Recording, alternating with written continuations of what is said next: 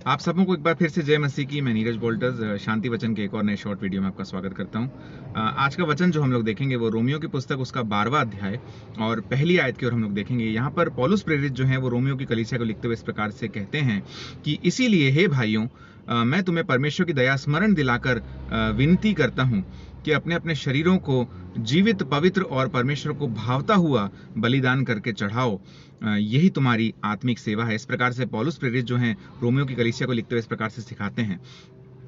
आज इस आयत के ऊपर में थोड़ी सी हम लोग चर्चा करेंगे, डिस्कशन करेंगे कि क्या हमको बाइबल यहाँ पर सिखाना मांग रही है। सर्वप्रथम जब हम प्रभु यीशु मसीह को अपना जीवन देते हैं और उद्धारकर्ता करके उनको ग्रहण करते हैं, तो हम ये दर्शाते हैं कि हमने इस शरीर को, इस नाशवान शरीर को प्रभु यीशु मसीह की सूली के ऊपर में चढ़ा दिया है और उनका जो जीवन है, उनका जो अनंत जीवन है, वो हमने ग्रहण कर लिया है।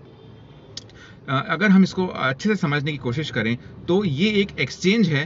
जब हम अपने पापों को और हम अपने नाशवान जीवन को, नाशवान शरीरों को प्रभु यीशु मसीह को देते हैं और उनका जो अनंत जीवन है, उनकी तरफ से जो पापों की क्षमा है और अनंत जीवन है, वो हम लेते हैं। यानी कि ये एक एक्सचेंज है जो हम करते हैं।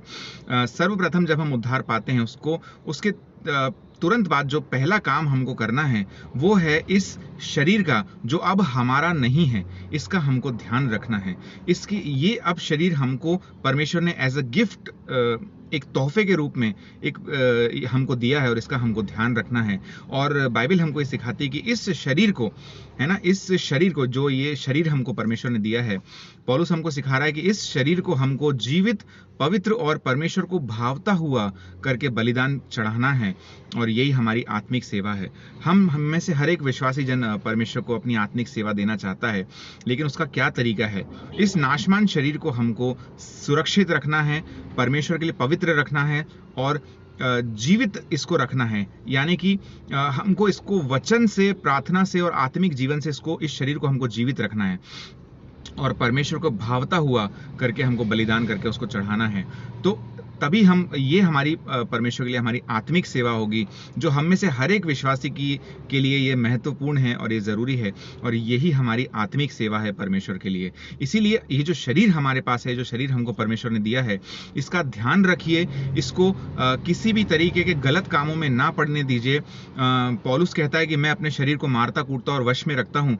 ऐसा ना हो कि दूसरों को प्रचार करने के बाद ऐसा हो कि मुझे ही परमेश्वर के राज्य में से निकाल दिया जाए। ये आप पढ़ेंगे पहला कुरिन्थियों 9:26 में आप पढ़ेंगे इस चीज को।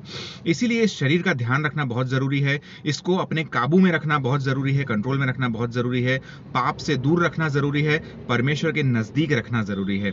इसलिए वचन लगातार पढ़ते रहें, प्रार्थना लगातार करते रहें, ऐसे लोगों की संगति में रहें जो प्रभु यीशु मसीह के लिए उत्साहित रहते हैं, एक्साइटेड रहते हैं, जो आपके जीवन में कुछ वैल्यू ऐड करते हैं, जो आपके जीवन में विश्वास को बढ़ाते हैं और आपको परमेश्वर में अपलिफ्ट करते हैं। ऐसे लोगों की संगति में रहें।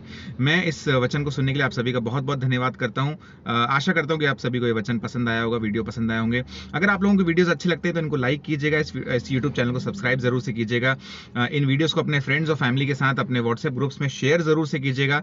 जब आप इन वचनों को, इन वीडियोस को बांटते हैं, शेयर करते हैं, तो आप भी मेरे साथ इन वचनों को सुनाने में, वीडियोस को बांटने में आप भी मेरे साथ सहभागी होते हैं। इसलिए इनको शेयर जरूर से कीजिएगा। इस वीडियो को देखने के लिए आप सभी का बहुत बहुत धन्यवाद। अगली वीडियो में मिलते हैं। Thank you so much. God bless you.